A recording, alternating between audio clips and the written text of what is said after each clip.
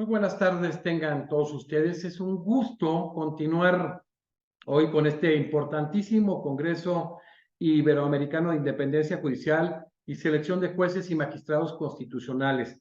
Ya han pasado por este evento tan prestigioso por parte de la Academia Mexicana de Derecho que me honro en presidir, Héctor Nahum Martínez García, magistrado de la Corte Suprema de El Salvador, Ricardo Lorenzetti, expresidente de la Corte Suprema de Argentina y juez constitucional, uno de los 4 jueces. Recordemos que nada más hay 4 jueces en este momento, número par en Argentina.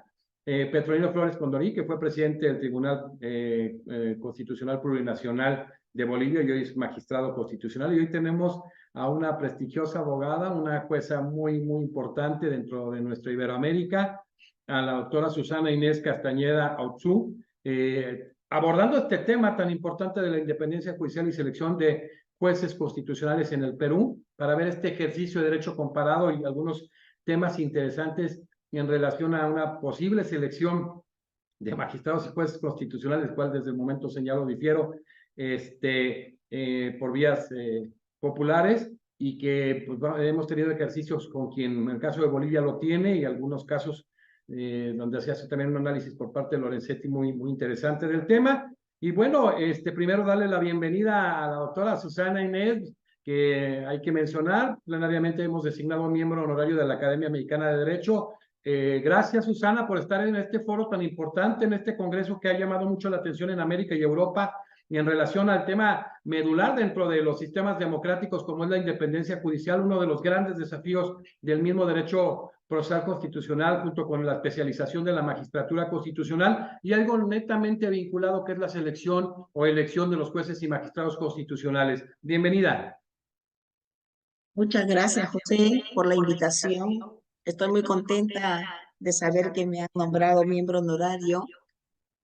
Daré mis mejores esfuerzos de ahora en adelante para apoyar en todo lo que esté a mi alcance. Y ver adelante que presencialmente en un foro importante nos acompañes. Va a ser un privilegio tenerte en México, que sé que quieres mucho, igual que en lo personal, y varios, quiero, adoro. Perú es un país maravilloso, hermoso, tiene todo, se come riquísimo, amigos entrañables. Bueno, qué decir. Bueno, Susana Inés Castañeda Autzú es jueza de la Corte Suprema del Perú, una de las cortes más prestigiosas de nuestra región. Magíster en Derecho con mención en Ciencias Penales por la Universidad Nacional Mayor de San Marcos en Lima, Perú. Doctora en Derecho Constitucional por la Universidad Complutense de Madrid, España.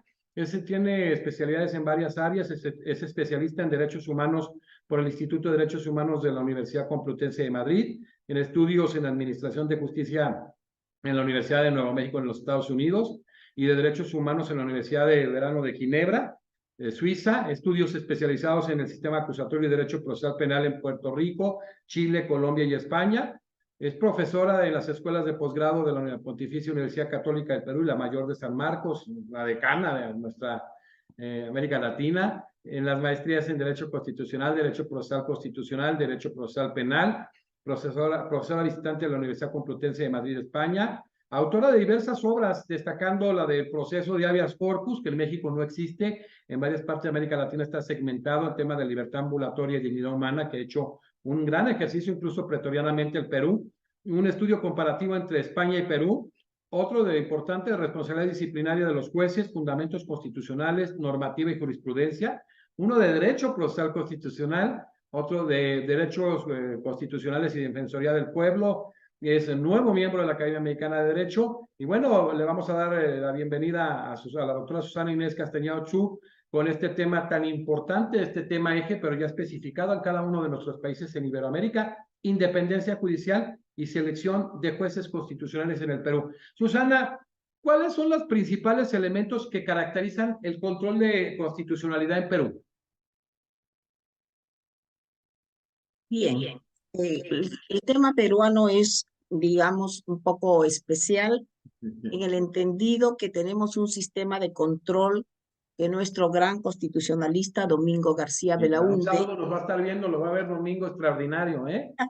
a quien le decimos el padre del constitucionalismo peruano, Oye, y y los que nos... grandes debates que tenía con don Héctor Fixamudio, gran padre del derecho, digo, de los gestores importantes del Así derecho es. procesal constitucional también.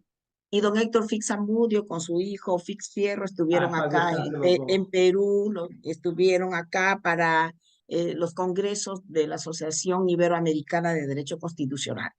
Y bueno, guardamos muy buenos recuerdos de don Héctor Fixamudio. Fuimos cuando su aniversario, llevándole también de obsequio un libro homenaje que le hicimos los peruanos, entre otras cositas.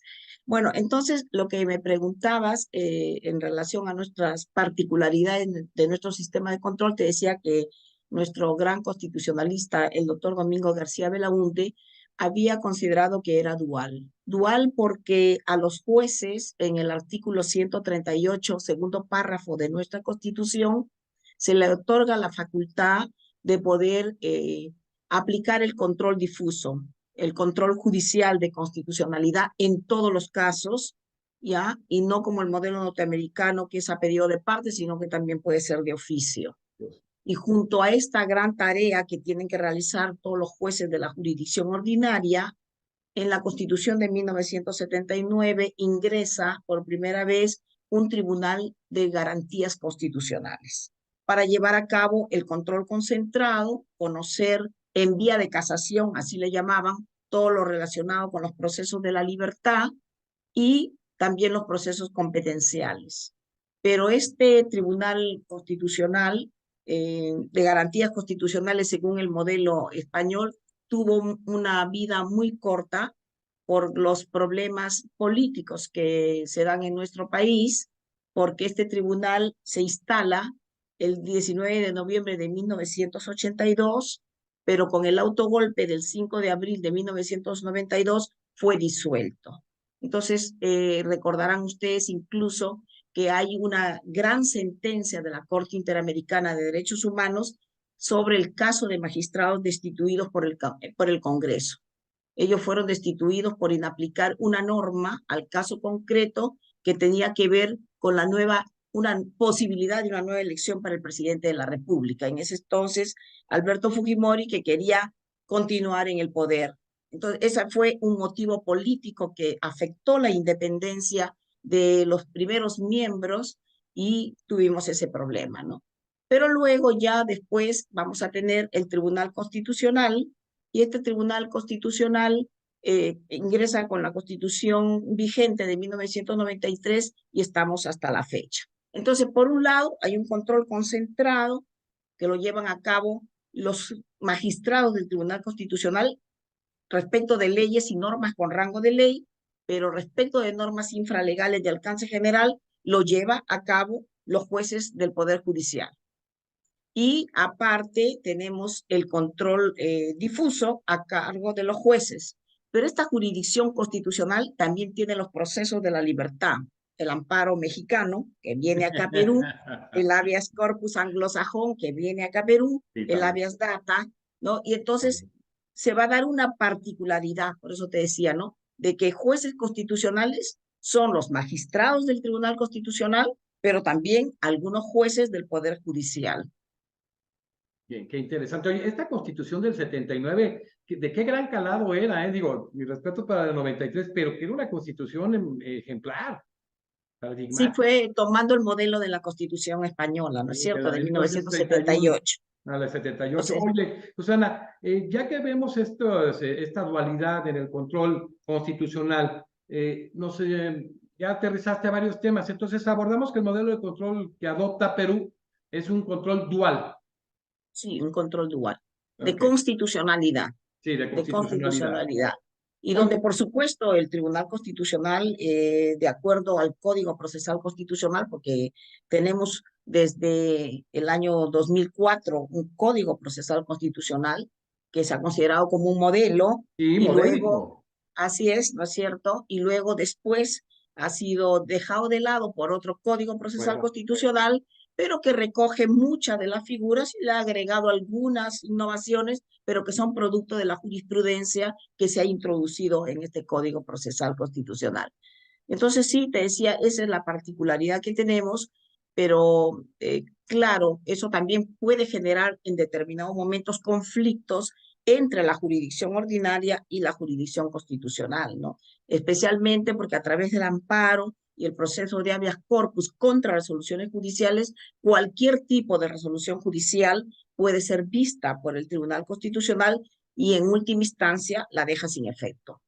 Hablando de ese Código Procesal Constitucional de Perú, que es el primero a nivel nacional, porque hablamos de que el primer Código Procesal Constitucional es el de 95 de Tucumán, de Sergio Díaz Ricci, Así, extraordinario jurista, y había habido la Ley de Jurisdicción Constitucional de 89 de Costa Rica. Pero este código es impresionante. Trabajan, que nos dijo el gran constitucionalista Domingo García Belaúnde, de procesalistas como Monroy, con un código extraordinario de gran alcance. Oye, Susana, ahora que vemos esta adopción que se da precisamente la coexistencia de los tribunales constitucionales, ¿quién es el último intérprete en Perú? definitivamente, según la Constitución y según la ley orgánica del Tribunal Constitucional y según la propia jurisprudencia del Tribunal Constitucional, es el Tribunal Constitucional. O sea, ellos, si bien es cierto, se dice que en la Constitución que hay un órgano de control de la Constitución, en la ley orgánica del Tribunal Constitucional se dice que es el supremo intérprete de la Constitución, y claro, el Código Procesal Constitucional se encarga de afianzar esa categoría, y es por eso te decía hace un momento que sus decisiones, sus sentencias en materia de procesos de la libertad son preferentes, ¿no? Y van por encima de las decisiones de los jueces. Y en cuanto al tema del control concentrado, por supuesto, cuando ellos están viendo la inconstitucionalidad de una ley y por el otro lado, ante el Poder Judicial se está tramitando la ilegalidad de una norma que tiene alcances generales, pero que se relaciona con aquella que se está cuestionando su constitucionalidad, los jueces tienen que suspender su proceso de acción popular para dejar de lado y sea el Tribunal Constitucional quien diga finalmente la última palabra respecto de la ley.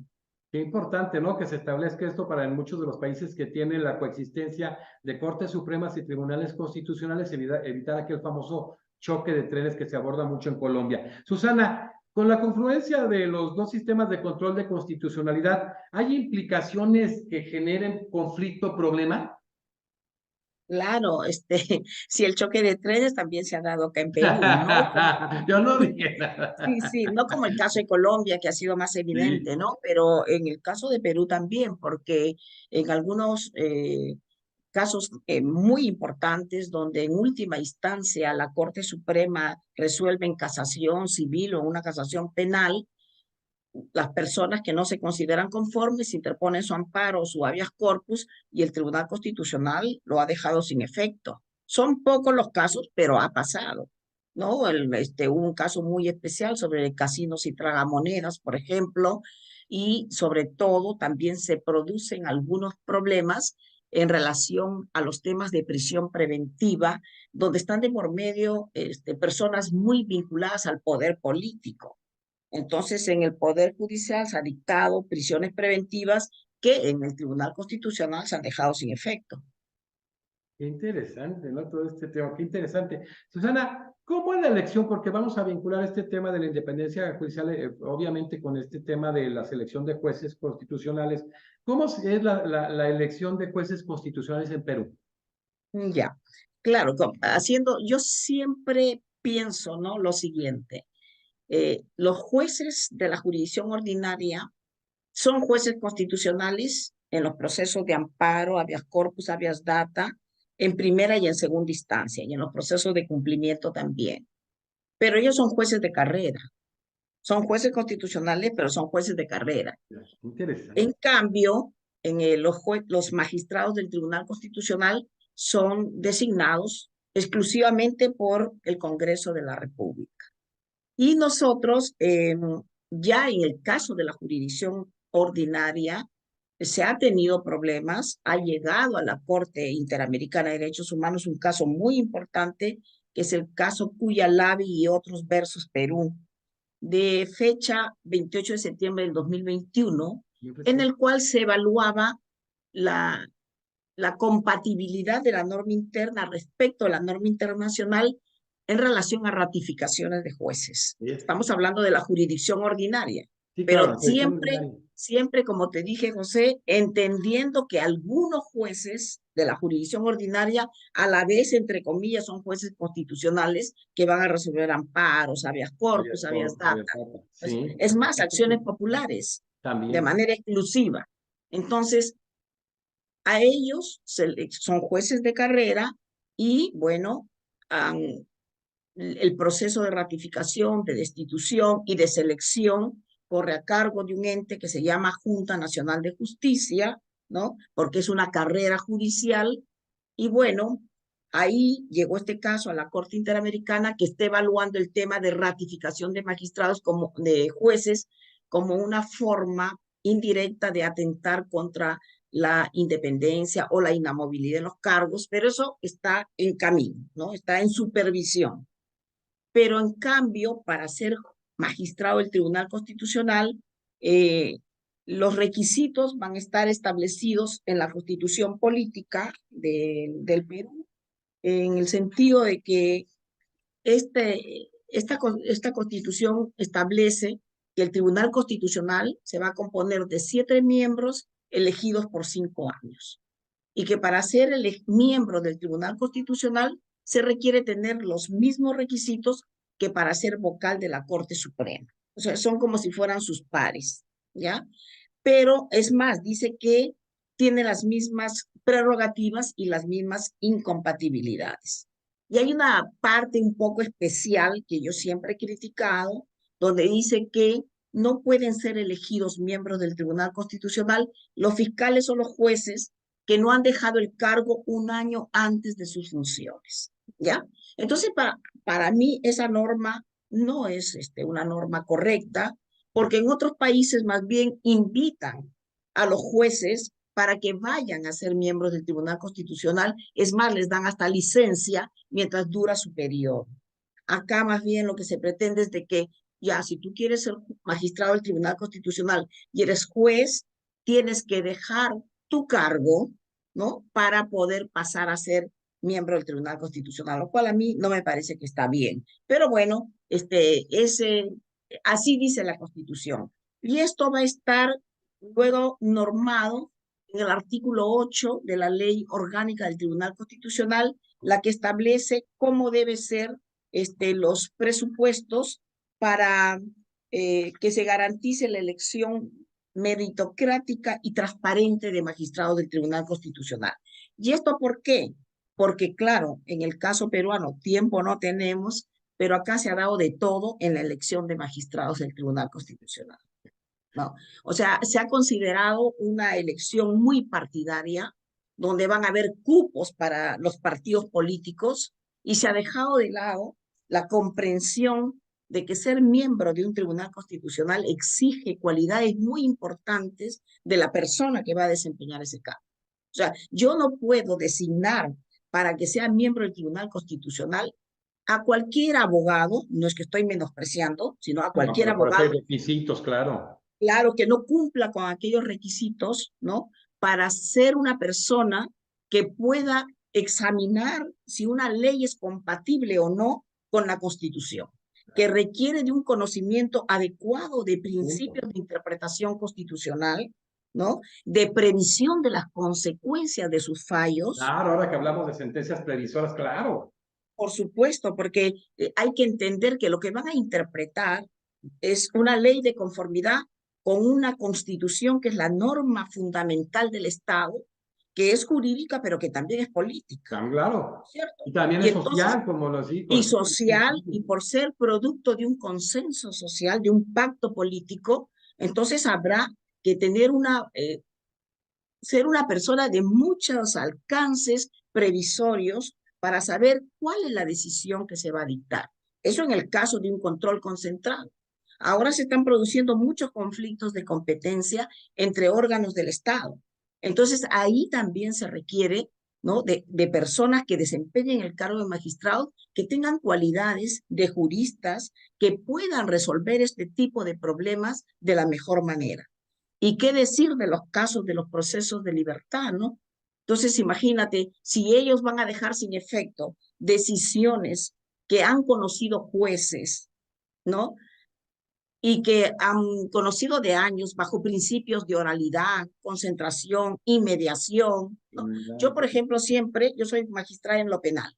Entonces yo digo, para que un caso llegue a la Corte Suprema, ha tenido que pasar por lo menos mínimo 5 años de análisis por parte de un fiscal de un fiscal que lleva a cabo la investigación preparatoria, de un juez de la investigación preparatoria, luego de un fiscal superior que se decide a acudir a ese juicio, ha formulado una pretensión, una sala que va a ver en apelación esos casos, ¿no? Y luego la Corte Suprema en casación. O sea, un proceso largo, bajo muchos requisitos, y luego la defensa cree que recurriendo a la jurisdicción constitucional, ¿no? Que no debiera ser una cuarta instancia o una tercera instancia, sino debiera ser algo complementario, porque entiéndase que los primeros garantes de los derechos debe ser la jurisdicción ordinaria, van a la jurisdicción constitucional pretendiendo dejar sin efecto las decisiones. Entonces se requiere de gente que tenga mucho tino, mucha ecuanimidad, mucho conocimiento, para que en un poco tiempo, porque entiéndase que alguien que requiere tutela urgente, Sí. ¿no? Entonces lo va a requerir pronto. Entonces yo no voy a resolver en 2 o 3 meses algo que se conoció en 5 años. Entonces el abogado tiene que tener mucha especialidad también, el abogado en constitucional, para hacer llegar todas aquellas afectaciones a los derechos fundamentales que ameritarían en el futuro un juicio positivo, ¿no? Y el Tribunal Constitucional también tendrá que cuidar mucho en no ingresar en temas probatorios, sino simplemente en infracciones de derechos fundamentales que hagan viable de que ese amparo, ese habeas corpus, ese habeas data, resulten ser fundados y deje sin efecto decisiones que ha dictado la jurisdicción ordinaria. De ahí que decimos, no es que la Constitución te da un marco de cómo debe ser, cuáles son los requisitos generales. Esta ley orgánica ha dado recientemente, en julio del 2020, una ley que modifica la ley orgánica del Tribunal Constitucional para garantizar la elección meritocrática y transparente de magistrados del Tribunal Constitucional. ¿Por qué? Porque había sucedido cada barbaridad en la elección de magistrados del Tribunal Constitucional, que no es porque lo diga yo, eso lo dice la prensa y eso está documentado, ¿no? Por ejemplo, en el año 2007 se eligió un candidato que al día siguiente se le encontró en un restaurante comiendo con 2 personas vinculadas a la gran corrupción, por ejemplo, y se pidió que deje de ser miembro porque no había un reglamento adecuado que permita seleccionar a los mejores. Después, en el 2014, hubo otro proceso eleccionario donde se detectaron que congresistas hablaban a través de audios, porque acá es muy conocido el sistema de los audios. Sí, Recuérdese que conocidísimo. Vladimiro Montesinos cayó con una grabación mediante Grabación. un famoso Vladivideos. Luego viene un famoso caso de los cuellos blancos del puerto, donde cae el Consejo Nacional de la Magistratura, reemplazado por la Junta Nacional de Justicia, que va a elegir y va a designar a los jueces, no elegir, no, sino va a designar, ratificar y ascender a los jueces, que también caen porque hay audios y hay grabaciones. Y aquí también, en el caso del Tribunal Constitucional, en el 2014 también salen grabaciones y se escuchan, ¿no? Donde como los miembros del Tribunal Constitucional, los encargados de la comisión de nombrar a estas personas, conversaban para repartirse los cargos. O sea, la forma de decir quién va a ser la persona que tú la puedas designar o no magistrado del TC. Y finalmente, una última, casi una penúltima elección, que fue quizás la que ha tenido las mayores implicancias, donde incluso el presidente de la República, que ahora está procesado por temas de corrupción, disolvió el Congreso, ¿no? Porque pidió una cuestión de confianza a efecto de modificar precisamente el artículo 8 de la Ley Orgánica del Tribunal Constitucional relacionado con la elección de los miembros del Tribunal Constitucional. O sea que, lamentablemente en mi país, la elección de los miembros del Tribunal Constitucional ha estado plagada muchas veces de escándalos, y escándalos que han sido mediáticos, que se han conocido por audios y después han habido amparos de parte de las personas que creían que tenían que seguir en el cargo, etcétera, etcétera. Entonces, esto cuando yo te digo que el 23 de julio de 2020 se va a dar esta ley que modifica el artículo 8, porque viene precedida de escándalos, donde lo que se quiere hacer es que hay que tener un proceso de selección transparente, donde se le dé oportunidad a la sociedad civil de que pueda presentar tachas, algo similar a lo que pasó en Guatemala, ¿no? Algo así, seguramente la persona de Guatemala nos va a explicar cómo es que Totalmente. se, ¿no? Cómo es que se ha tenido que cambiar ese tema No, y en y María Eugenia ha luego, habido problemas terribles hoy con magistrados que, bueno, se ha atentado contra la independencia judicial. no, claro, y luego este artículo ha merecido en octubre del 2020 una resolución legislativa que es la 06-2020-2021 CR que apruebe el reglamento para la selección de candidatos o candidatas aptos para elección de magistrados del Tribunal Constitucional. Yo creo que todos esos escándalos y esos problemas que se han tenido finalmente pueden significar un avance porque ahora ya se trata de que esa selección tenga criterios objetivos, ¿no? Donde se evalúe el currículum, la trayectoria democrática, la idoneidad moral de las personas, etcétera, etcétera. Y bueno, finalmente habrá una discrecionalidad al momento de la Sí, sí, claro. entrevista que se haga, eso está claro, pero Excepto al es menos indispensable. se está tratando de lograr un proceso más transparente. Últimamente tenemos los últimos magistrados del Tribunal Constitucional, eh, no se podría dar ya un comentario directo de sus decisiones hasta esperar un poco más para ver cómo es que van a ir desarrollando sus funciones en el periodo que les corresponde, que el periodo, por cierto, es muy corto en relación, 5 años es muy corto en relación a los periodos que tienen otros tribunales constitucionales en el Totalmente, hasta 15 mundo, años. Sí, claro, ¿no? totalmente. Perfecto. Oye, qué agradable es, pero todo este análisis que haces del proceso de elección, que lo vamos a vincular hoy con el tema y este principio de la independencia judicial, cuando hablas de los modelos de la Constitución, ¿no? De ese modelo jurídico que te abordaba García Pelayo, de ese modelo político que abordaba profundamente León Dubuy y ese modelo social que abordaba Ferdinand Lasalle tan importante para entender la esencia y el conocimiento que debe de tener y en esta meritocracia, en esta especialización de la magistratura constitucional, quien vaya a ser un juez constitucional. Así es. O sea, yo no puedo porque soy miembro de un partido político, ¿no? Escoger a la persona que considere que puede hacerlo, cuando lo que se tiene que pensar es que esta persona tiene que tener las más altas cualidades jurídicas y personales también, porque cualquiera, yo puedo ser muy inteligente, puedo ser un excelente catedrático, pero llegado el momento de defender la institucionalidad Sí. democrática o un proceso que ha afectado derechos fundamentales o derechos de contenido difuso de las Claro. mayores, nunca dijo nada. Entonces, es bien fácil estar a la sombra o estar como un avestruz con la cabeza hacia adentro, en la tierra, y el momento difícil yo no lo enfrento. Yo creo que todos los jueces de la jurisdicción ordinaria y de la constitucional tenemos que en determinado momento saber hacer nuestras cosas con probidad, con ecuanimidad, pero con valentía también, ¿no? Y entonces aquel que no sabe defender una democracia, entonces ¿para qué poderlo traer? Para que llegado el momento donde que tiene que resolver cosas muy difíciles, porque al Tribunal Constitucional llegan los casos más Claro, complicados, ¿no? tiene que tener muchas agallas para saber hacerlo, ¿no?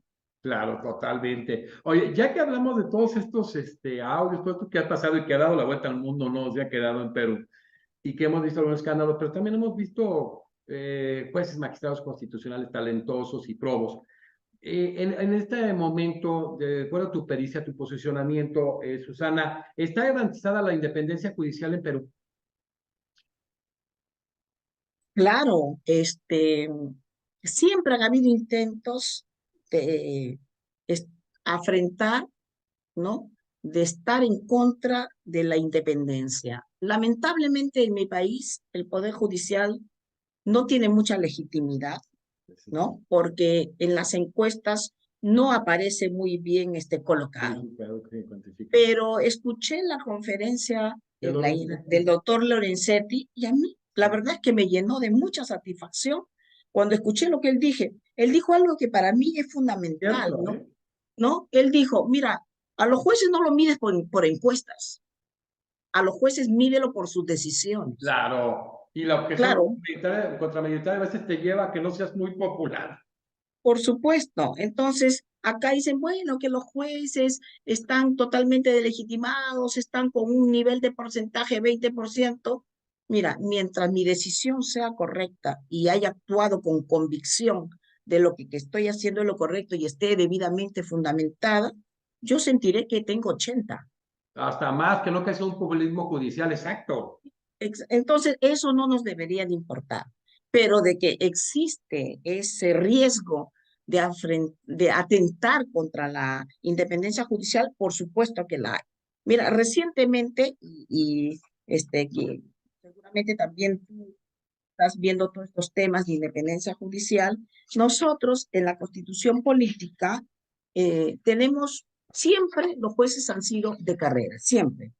¿Ya? Hay una ley de carrera judicial, se está tendiendo a que esta carrera judicial sea llena, se rija por principios, Claro. dentro de ellos la meritocracia, Y, y, y se ha dicho que los jueces de paz provienen de elección popular, dice el artículo 152 de nuestra Constitución. Dice, dicha elección, sus requisitos, el desempeño jurisdiccional, la capacitación y la duración de sus cargos son normados por ley. Luego dice, la ley puede establecer la elección de los jueces de primera instancia y determinar los mecanismos pertinentes. Estamos hablando de nuestra Constitución vigente de sí, 1993, que ya va a cumplir 30 años dentro de poco y que vamos a hacer un gran congreso por parte de la Universidad Santa María de Arequipa, en la Ciudad Blanca, extraordinario. dedicado para el maestro Domingo García Belaúnde. Mejor, Sí. la verdad, Entonces, en este artículo 152 dice, los jueces de paz provienen de elección popular, ¿ya? Pero también da la posibilidad de que los jueces de primera instancia puedan ser elegidos. Pero nunca se ha implementado ya en estos 30 años de vida que va a nada. tener la Constitución.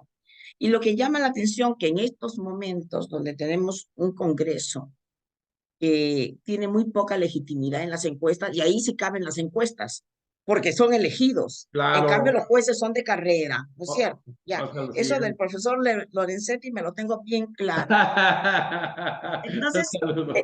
sí, entonces, el 18 de octubre del 2023 se ha presentado un proyecto de ley que se llama Ley de Reforma Constitucional que permite la elección popular de jueces y fiscales. Y entonces modifica varios artículos de la Constitución, 4, ¿ya? Y dentro de ellos, por ejemplo, cuando se habla de requisitos para ser magistrado de la Corte Suprema, o sea, que quiere abarcar todas las instancias, dice un requisito, haber sido elegido mediante proceso de elección popular. Entonces, claro que es un despropósito esta ley, este proyecto de ley, ¿no? Pero claro, se quiere presentar iniciativas legislativas, que este sí es un claro atentado contra la independencia del poder. Estoy Claro. segura que esto no va a tener ningún resultado, pero no solamente es para elección popular de jueces, sino también de fiscales. En Estados Unidos muchos fiscales son elegidos, ¿no? Pero su situación de ellos es distinta a lo de ser juez. Un juez se rige por la imparcialidad, ¿no? Claro. Ese es un principio fundamental y por su independencia. La Sí. Corte Interamericana, el Comité de Derechos Humanos, el Tribunal Europeo, todos ellos han establecido un parámetro fundamental mediante el cual no puede haber un debido proceso si no tienes un juez independiente e imparcial. Totalmente. ¿No es Totalmente. cierto, José? Según la Eso para Constitución mí es americana. fundamental. Entonces, este juez que tiene que ser independiente e imparcial, ¿cómo va a ser elegido y por un periodo de 7 años y puede ser reelegido? Entonces yo tengo que ofrecerle al pueblo todo lo que el pueblo quiere escuchar, como si fuera un político o una política, para Claro. que voten por mí. Si yo lo que voy a hacer es decidir conflictos, controversias, bajo criterios establecidos en la ley, conforme a la Constitución y a los tratados de derechos humanos, y resolver dando a quien lo que le corresponda en derecho. Derecho, claro. Pero no voy a resolver pensando en aquellos grupos que me eligieron y de aquellos que depende mi reelección. Pues yo creo que esto no va, pero es la primera vez en tantos años que se presenta. Por eso es que el proyecto de ley dice antecedentes legislativos. No hay antecedentes legislativos, no hay. A nadie se le ha ocurrido, salvo a este Congreso. Y que está pululando en varios países de nuestra América Latina. Esas También. iniciativas. Sí, sí, sí, por eso te felicito, de verdad, porque has tenido una gran idea de poner al tapete un tema que nos agobia y que hace muchos años está vigente. Eso todo el tiempo ha venido desenvolviéndose con distintos mecanismos, sino que cada vez que las democracias se vuelven más perfectas, digamos, también los mecanismos se van arreglando, ¿no? Entonces yo digo, en estos momentos donde Perú va a enfrentar los graves casos de corrupción que van a pasar al Poder Judicial, te presentas un proyecto de ley, oye, pórtate bien, porque de lo contrario, ya sabes, hay una posibilidad de que ya dejes el cargo. Entonces eso a mí no me parece que esté bien, que sea correcto, porque en realidad lo que hay que más bien repotenciar es la capacitación, ese proceso de selección transparente, que tenga de por medio la meritocracia, lo mismo para los magistrados del Tribunal Constitucional. O sea que si se ha cambiado el artículo 8 de la ley orgánica del Tribunal Constitucional, se ha emitido una resolución, un reglamento, ¿no? Donde hay puntajes, hay temas más objetivos para calificar, que cada día mejore ese proceso de selección por el bien del país, ¿no? Y de nuestra sociedad. Qué importante. Fíjate, ahorita que abordabas todo esto de esta iniciativa, que es qué bueno que lo abordas y vamos a abordar varias de estas iniciativas que vienen en este sentido de elección popular, en el caso del Poder Judicial, abordaste tú la importancia de la independencia tanto interna como externa, de la imparcialidad objetiva, subjetiva, de la exclusividad de la función jurisdiccional, de la unidad de la función jurisdiccional, todos estos elementos tan importantes que hacen que tenga una naturaleza diferente el Poder Judicial a los otros dos poderes en el proceso de selección. Entonces, quizás no se ha entendido y queda en políticos y vale la pena que gente que está dentro de estos órganos, estudiosos como tú, también otros doctrinistas, en su momento ya estuvo con nosotros y es parte de Domingo García Belaunde, un magistrado constitucional que también es tu amigo tuyo, debe ser Gerardo Héctor Cruz y gente que se ha metido Es, mucho a la doctrina, pues analicemos esto y después hagamos mesas porque sí es muy importante ver todas estas iniciativas y el trato que se le da, sobre todo porque debemos de cuidar la independencia judicial como un elemento fundamental de las democracias. O sea, eso es clave y tenemos que tocarlo con mucha presión, hacer un gran debate y que esto no se elija nada más en un congreso, en una asamblea, buscando sobre todo un populismo legislativo, ¿no? Entonces, qué bueno que haces, como siempre, muy atinadas las precisiones, Susana. Y bueno, este proyecto que tú abordas tan importante, Susana, que ya tuvimos acceso a él gracias a ti, incluye a los jueces constitucionales. no, no, por supuesto que el Congreso jamás va a darle esa posibilidad Ojo, al pueblo, ¿me entiendes? claro. No lo va a dar, o sea, más bien esa es una función exclusiva que a diferencia de lo que pasa en la selección de candidatos en otros países, eh, acá es el Parlamento. En otros países participan el Poder Ejecutivo, el Poder Legislativo y el Poder Judicial designando sus representantes. Hay varias modalidades, pero de que exclusivamente el Parlamento lo sea es muy poco. ¿Por qué? Porque ese modelo kelseniano que se ideó en un comienzo, también se pensó que podría tener ciertos riesgos en ese momento y claro, se admite de que pueda ir otros órganos del Estado también puedan participar, ¿no? El Tribunal de Garantías Constitucionales de Perú tenía la nominación de 9 personas, 3 por el Poder Legislativo, 3 por el Poder Ejecutivo y 3 por el Poder Judicial. Luego, con Constitución del 93, solo pasa a ser una potestad exclusiva del Parlamento. Entonces, está bien que el Parlamento los nombre, pero siempre bajo determinadas condiciones objetivas que se tienda a elegir los mejores, ¿no? Y que la sociedad civil intervenga y sea también, que sea una veedora de lo que está pasando, porque al final las leyes van a ser destinadas para la población, ¿no? Y para todos los sectores. Y claro, si yo voy a elegir a personas compatibles con el sistema político, pues lógico, esas leyes siempre serán declaradas constitucionales.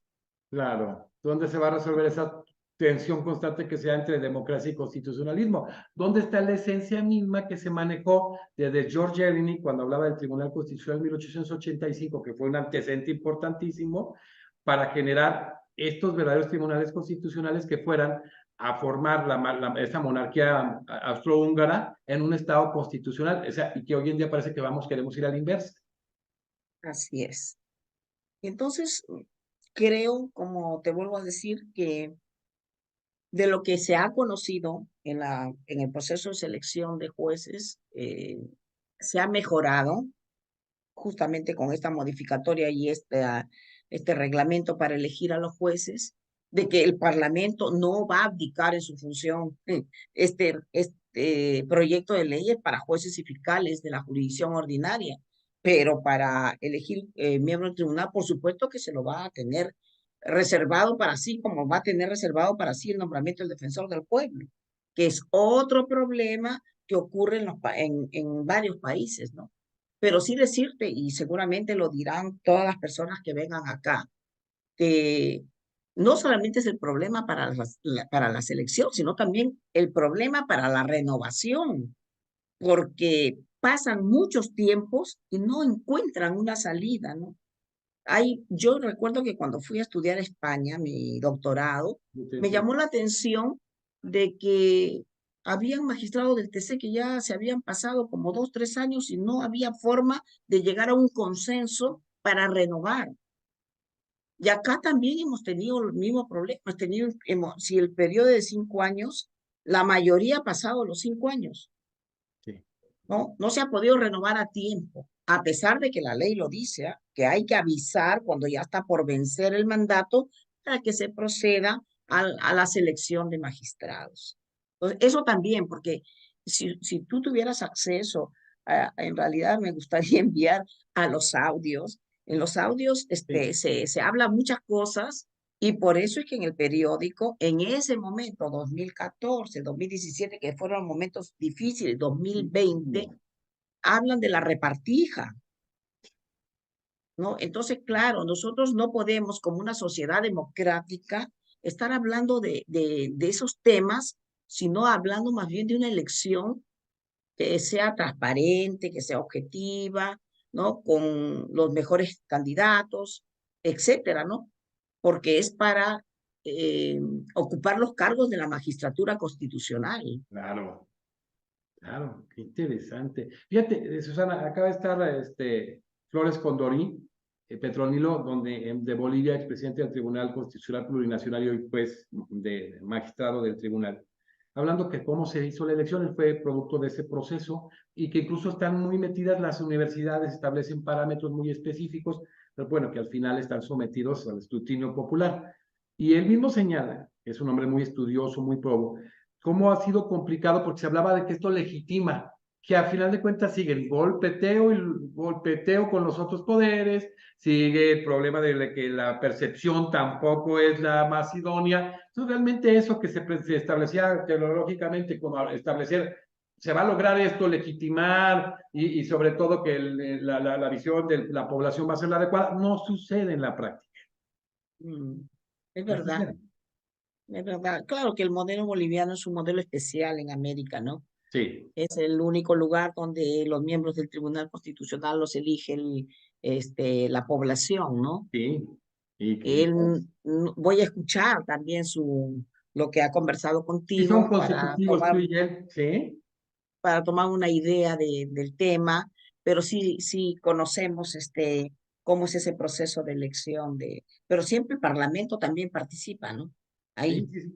Sí, sí, o sí. sea, pero de todas maneras se hace sobre todo la participación de las universidades en el proceso de selección. Entonces, ven los méritos, los grados, las participaciones en eventos académicos, etcétera, un examen. Digo que había veces ocasiones que platicaba el magistrado, había algunos postulantes que no sabían ni cuál era la forma de control constitucional en su país. Entonces, se van descartando y después, si de alguna manera están pues el escrutinio popular, y se establecen ciertos candados de que miembros muy específicos de los otros poderes no hagan señalamientos en favor de uno de los candidatos, que son cuestiones muy complejas en nuestra América Latina y en el mundo. Entonces, creo que quiero cerrar con esta pregunta. Me ha encantado muchísimo todas las disertaciones. Agradable escucharte, Susana, en este congreso tan importante y que lo mismo se hizo una selección muy importante en toda Iberoamérica de ministros, jueces y magistrados constitucionales muy importantes. ¿Tú consideras qué tan importante consideras que es esto que se haya establecido o que se establezca en este proyecto de ley? Que no haya elección popular de los jueces constitucionales y si se hubiera hecho, si esto podía ser lesivo precisamente al principio de independencia judicial. Yo, en el caso de la jurisdicción ordinaria, jueces de la jurisdicción ordinaria, creo que una elección popular de jueces en este momento no sería nada positivo para el país, de ninguna manera. Y para el Tribunal Constitucional, menos todavía. Porque claro, si estamos diciendo que es una jurisdicción preferente, ¿no? En el caso del control que hace respecto a las decisiones de los jueces, es decir, o sea, va a haber jueces de carrera y los jueces constitucionales elegidos por el pueblo van a controlar a esos de carrera, salvo que quieran que todos sean elegidos y al final vamos a llegar a un populismo que de repente va a desbordar y no va a dar ninguna respuesta positiva para el país. Yo, la verdad, considero que este proyecto de ley no es adecuado. Tenemos que encontrar otras salidas. Hay mucho retardo en la impartición de justicia, eso sí, eh, lo sufren casi todos los países.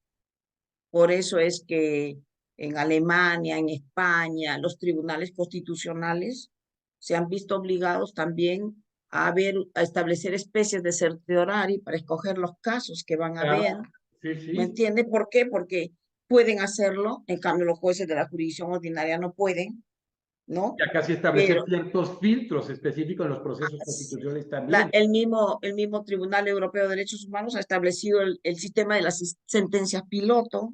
O sea, todos tratan de encontrar mecanismos Sí. para que esa búsqueda de justicia también tenga una solución pronta. Que Eso, no se eso no saturen se los puede negar. tribunales. Sí, sí. Así es, no se puede negar de que hay un retardo en la impartición de justicia y claro, el que llega porque tiene un conflicto y quiere que le resuelvan a tiempo. Entonces, buscar un acceso a la justicia en condiciones que se pueda resolver pronto y finalmente que esa decisión se cumpla. Porque haber caminado tanto Sí, sí, para claro. llegar a obtener una decisión que la voy a colgar como si fuera un diploma en un cuadro, pero que no se cumple, tampoco es satisfactorio. Entonces, no hay un acceso a la justicia ni una tutela judicial efectiva si no logro atender ese reclamo, positivo o negativo, en un tiempo que sea razonable, en un plazo razonable, y que si logro una medida, esa medida se pueda cumplir, Exacto, o ¿no? sea, decidir Sea en el momento efectiva. mediante sentencia y que se cumpla, Pues, precisamente la ejecución como parte del debido proceso, muy importante. y también me gustaría, aprovechando el espacio que nos has brindado, que también sea una oportunidad para que cuando se vean los procesos de selección de magistrados constitucionales, se tenga en cuenta el tema de género también. Si tú te das cuenta, en muchos tribunales constitucionales, la mayoría son de sexo masculino. Sí, Eso no implica de que no existan mujeres que puedan también llegar y resolver en igualdad de condiciones, ¿no? Eso sería también el tema de una justicia paritaria, creo que también hay que hacer sería algo en ese algo que, tema, vale la pena, ¿eh? Vamos a que es que aquí sí, esta lluvia de ideas surgen cosas importantes. Fíjate, Sara, por ejemplo, cuando ahora que se cumplieron 100 años del Tribunal Constitucional, nos acompañó entre ellos Domingo, Néstor Pedro Sagüez, o sea, gente muy valiosa de toda América y Europa, y vio, ahora sube la lluvia de ideas con este tema que está ahorita en el de la elección y el tema de la independencia judicial, y ahora que hablas de paridad en este tema, también hay que abordarlo. Es un tema muy importante, ¿eh? sí. La paridad de género. Yo, sí, sí, yo también estoy convencida de que ya es el momento para que las cosas cambien y el cambio también va por esa dirección, ¿no? de lograr, no solamente en la jurisdicción constitucional, sino también en la ordinaria, el porcentaje de mujeres en los altos cargos, ¿no? Como se dice, hay que romper los techos de cristal. Sí, claro.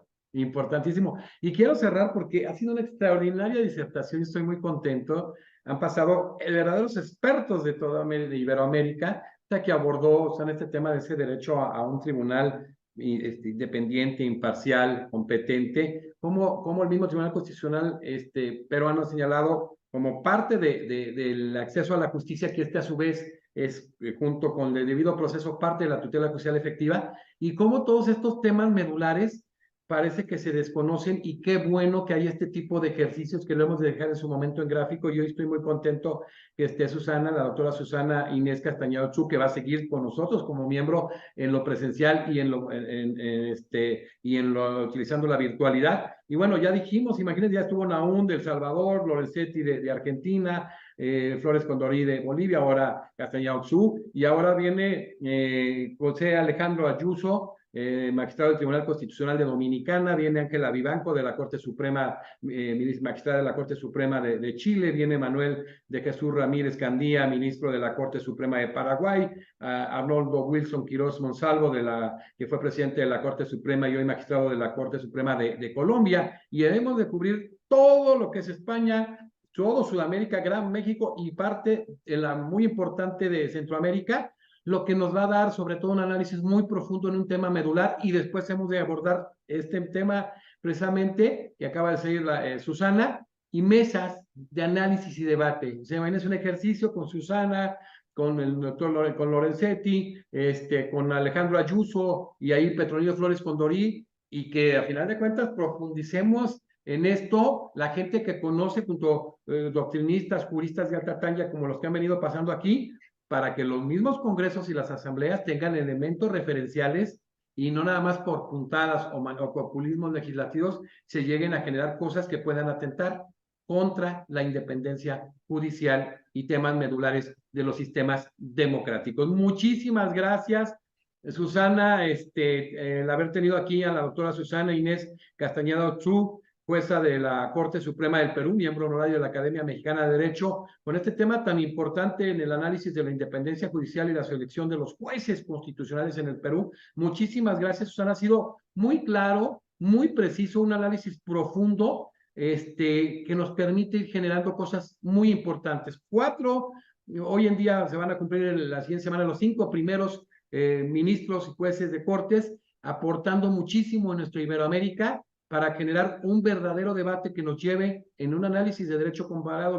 viendo fortalezas y debilidades, para que podamos llegar con profundidad a cosas que puedan beneficiar a nuestra región, ¿no, Susana?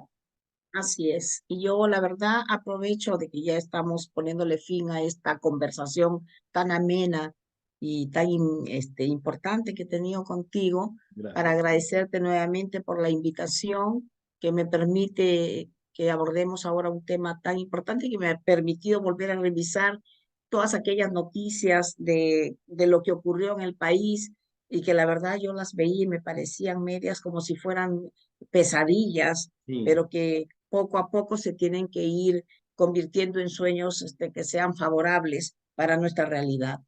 Muchísimas gracias. Pues yo voy a estar fuera del aire un par de minutos con la doctora Susana Inés Castañeda Ochoa, de Perú, jueza de la Corte Suprema del Perú, con el tema abordado con una gran pericia, con una gran precisión y claridad, independencia judicial y selección de jueces constitucionales en el Perú. Gracias a todos. Nos vemos en la siguiente conferencia con José Alejandro Ayuso, magistrado del Tribunal Constitucional de República Dominicana. Y bueno, este ha sido un ejercicio extraordinario. Muchas gracias a todos.